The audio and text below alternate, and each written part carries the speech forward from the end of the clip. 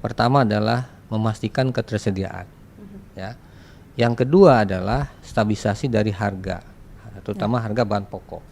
Yang istilah kita di kementerian ini adalah pangan yang bergejolak. Pangan yang bergejolak Atau volatile food.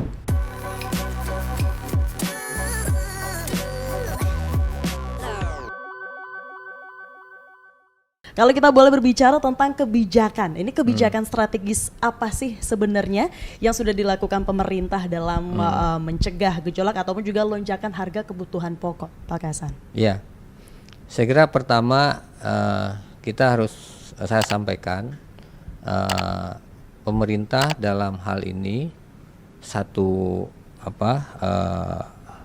visi, satu tujuan yang sama. Ya. Pertama adalah memastikan ketersediaan. Ya.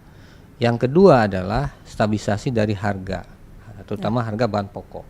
Yang istilah kita di kementerian ini adalah pangan yang bergejolak. Pangan yang bergejolak atau volatile food. Ya. Nah, pertama tadi monitoring harga yang kita lakukan selama ini sudah digunakan sebagai basis, ya, oleh pemerintah. Saya ikut rapat rutin dengan Pak Mendagri yang mengundang seluruh pimpinan daerah, Forkopimda, ya, itu setiap hari Senin.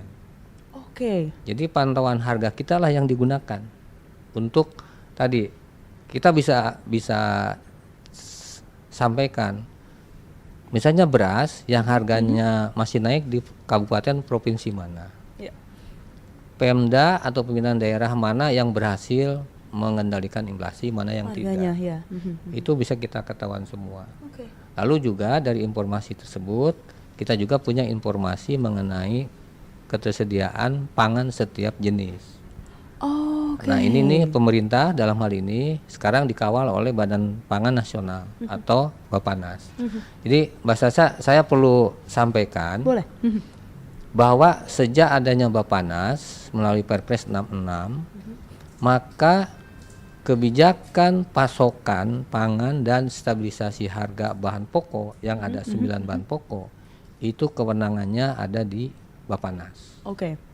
Nah, Kementerian Perdagangan tetap dalam hal ini ada beberapa produk yang menjadi tanggung jawab kita, di antaranya minyak goreng.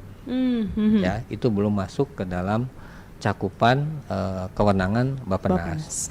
Nah, kita tentu tidak bisa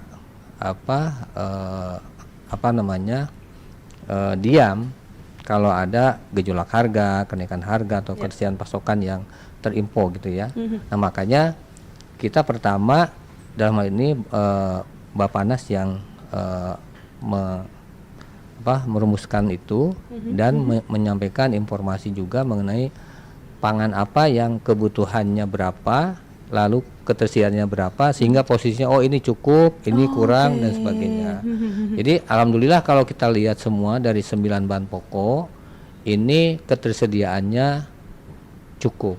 Sejauh ini masih cukup aman ya Pak ya. Nah, lalu yang tadi strategi yang pertama yang saya sampaikan monitoring harga itu kan juga bagian dari kebijakan kita ya, itu sudah di ini. Lalu yang kedua untuk ketersediaan kita juga punya tahu nih, kita di Kemendag dari 20 sekarang tambah mungkinnya 22 pasar induk, kita juga punya informasi.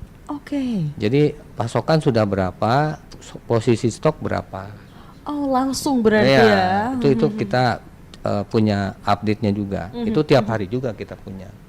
Gitu. Jadi antara sisi harga, sisi stok atau pasokan kita kan tahu. Iya, benar. Jadi lalu yang ketiga kita pastikan juga kita tahu daerah mana yang sentra, daerah mana yang bukan sentra. Atau istilah kita tuh ada daerah surplus, ada daerah defisit. Ini kan gunanya nanti dalam kebijakan kita bagaimana kalau terjadi harga naik di daerah defisit, kemungkinan pasokannya tidak ada atau kurang. Nah, pemerintah dalam hal ini sudah memberikan keleluasaan kepada pemerintah daerah, baik provinsi, kabupaten, kota, boleh menggunakan namanya biaya tak terduga. Untuk apa? Subsidi ongkos angkut bisa, atau subsidi harga kalau harganya sudah terlampau tinggi misalnya.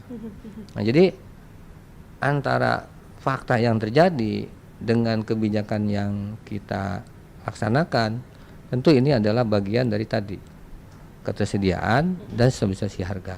Nah, kebijakan lain tentu Pemda termasuk kita di pusat ya bisa juga operasi pasar, menyelenggarakan pasar murah, ada program pangan, gerakan pangan murah misalnya. Itu kan bagian tadi ya. Karena kita paham lah puasa Lebaran ini ya, saya tanya ini aja sederhana, saya tanya Mbak Sasa, biasanya kalau di pikiran Mbak Sasa kalau puasa Lebaran itu harga-harga pikirannya wah pasti naik Pak. Pasti naik kan? Bener. Nah itu saya nggak bisa, jangan dong Mbak, saya jangan begitu, nggak bisa kan? Iya.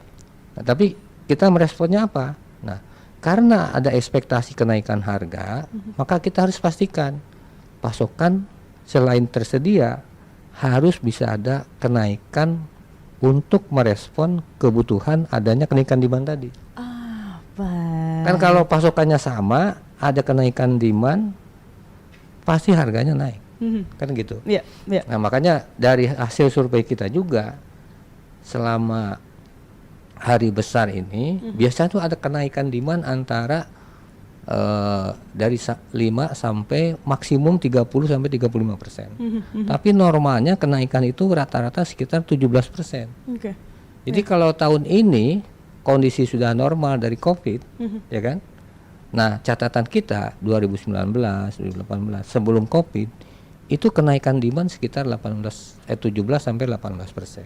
Oke. Nih kita yang harus antisipasi Memang sama-sama. harus diantisipasi, harus dikontrol juga untuk menyeimbangkan harga tadi.